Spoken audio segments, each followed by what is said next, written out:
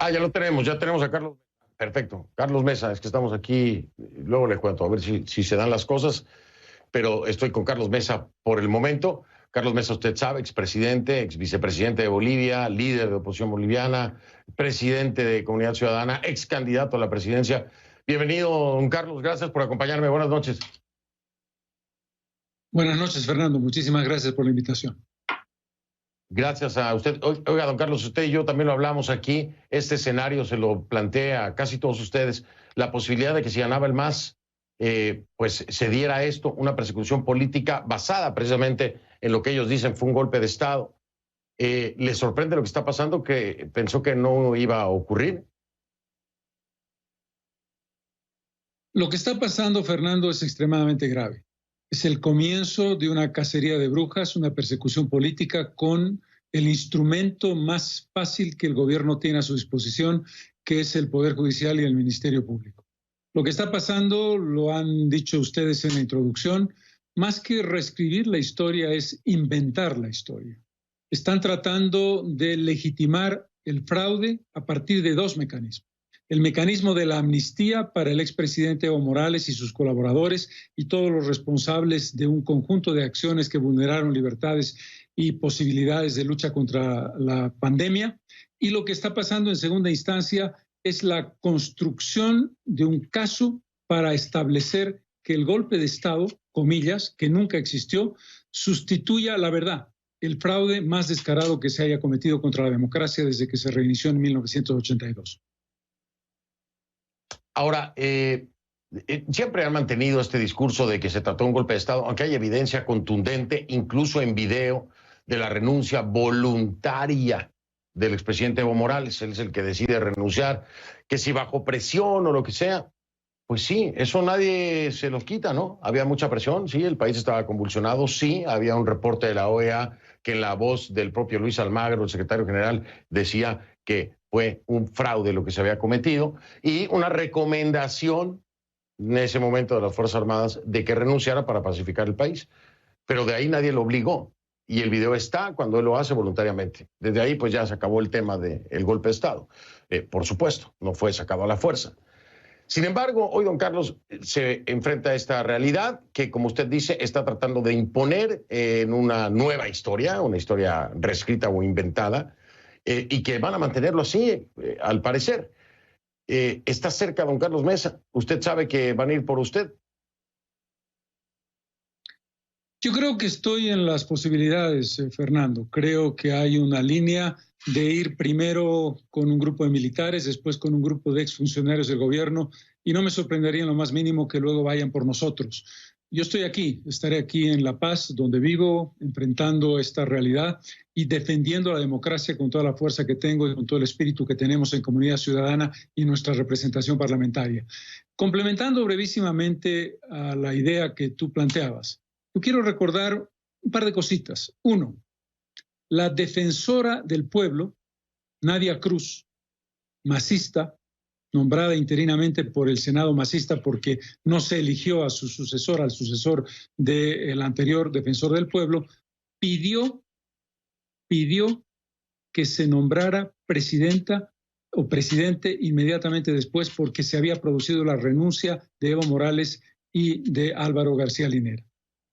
El secretario general de la Central Obrera Boliviana, secretario ejecutivo en realidad, militante del MAS, Juan Carlos Huarachi, el 10 de noviembre del año 2010, le pidió la renuncia al presidente entonces Evo Morales, masista y dirigente de la Central Obrera Boliviana.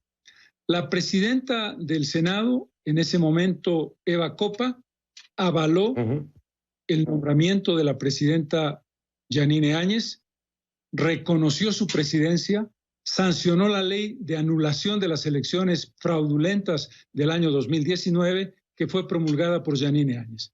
Te menciono tres personas. La defensora del pueblo Nina Cruz, el secretario ejecutivo de la COP y la presidenta del Senado, todos ellos masistas que avalaron la sucesión constitucional. Así es, así es. Yo lo tenemos todos claros. Aquí hicimos una cobertura extensa y así fue, en efecto. Es decir, desde la perspectiva del propio Evo Morales es una renuncia voluntaria, está en video. Desde el ámbito legislativo se avala y se hace el procedimiento correcto. Correligionarios, desde el punto de vista partidista, correligionarios apoyan precisamente la asunción en ese momento de Yanine Áñez. Es decir, por ningún lado hay un asidero concreto y contundente de lo que alegan y han seguido alegando, un presunto golpe de Estado. Y además hay un informe de la OEA que plantea también otra realidad completamente diferente. Pero la realidad hoy en Bolivia no es la que dicta la historia, es la que está dictando el MAS. Pero la pregunta concreta aquí es, ¿quién la está dictando? ¿Y quién? El titiritero y el títere. ¿Quién es el titiritero y quién es el títere? ¿Esto de quién es decisión? ¿De Morales o de Arce? Me da su punto después de la pausa, si le parece, expresidente de Mesa, expresidente, exvicepresidente de Bolivia, líder de la oposición boliviana, presidente de Comunidad Ciudadana y excandidato presidencial. Y le preguntaba, don Carlos, ¿quién es el títere aquí y quién es el titiritero? Desde su punto de vista, estas acciones que se han calificado por muchas voces a nivel local y a nivel internacional como una persecución política, ¿quién es el que está detrás? ¿Quién es el títere y quién es el titiritero? Creo, Fernando, que no hay ninguna duda de que el verdadero poder en este país, desde la perspectiva del control del gobierno, el ejecutivo, el legislativo, el judicial, es Evo Morales. Y que quien es presidente, Luis Arce, está siguiendo la línea de tratamiento, la línea de decisión de Evo Morales, aunque me impresiona es que no le disgusta. Yo creo que Luis Arce coincide con Evo Morales, pero quien define las cosas es Evo Morales. Una circunstancia importante, Fernando. Tú sabes que en el proceso electoral subnacional el MAS ha sufrido un importante revés en las principales capitales del país y en muchas de las gobernaciones, que coincide con este momento de persecución política y de intento de distracción de lo que verdaderamente está enfrentando al MAS. Una crisis interna, porque el dedazo de Evo Morales con muchas candidaturas, que ha sido un fracaso completo, está siendo cuestionado dentro del propio MAS, y este es un movimiento para, entre otras cosas, distraer la realidad, pero también para empezar a ajustar el martillo judicial en contra de quienes estamos en la oposición. Don Carlos, aquí me llama mucho la atención, no sé ni cómo manejarlo, pero pues usted me conoce, yo soy muy franco, muy directo.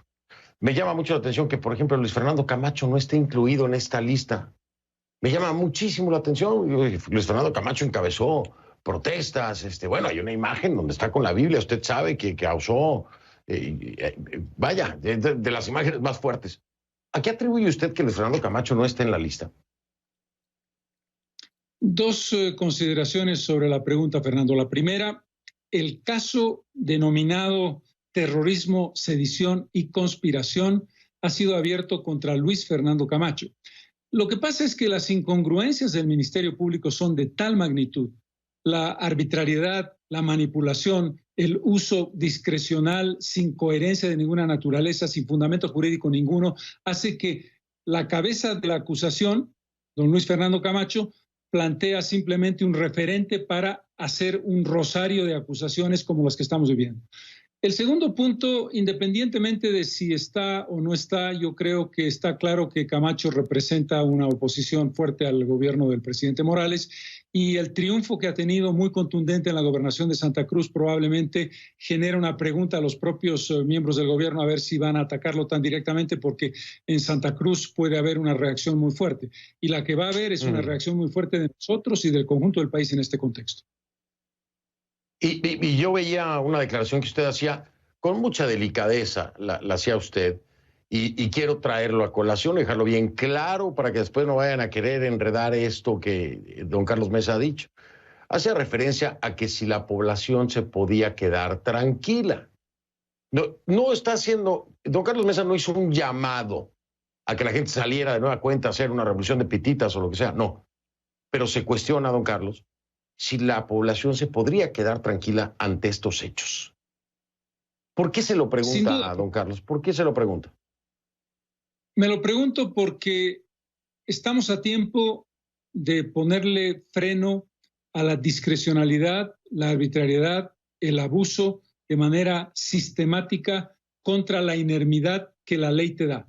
Cuando la ley es manipulada, cuando no existe justicia, Cuando tú apelas a un tribunal y sabes que vas a rebotar negativamente siempre en tu contra, no te queda otro camino que establecer tu palabra y tu voz. Una voz firme, una voz clara, serena, democrática y pacífica, pero una voz fuerte. Y yo creo que es importante que la población, nosotros mismos como comunidad ciudadana, estamos trabajando en la bancada para desarrollar acciones de esa naturaleza. Tú sabes, y lo he hecho a lo largo de mi carrera y sobre todo en el periodo electoral, el 2019 y el 2020, sacrificando mis propios intereses en aras de una protesta democrática y pacífica, pero protesta con voz fuerte, serena, pero firme. Es decir, que sí lo ve como algo necesario, que haya una protesta pacífica. Yo creo que no se puede aceptar acciones como las que se han vivido hoy día. Tú puedes convocar a alguien a declarar. Sin duda, es un derecho del Ministerio Público en una investigación.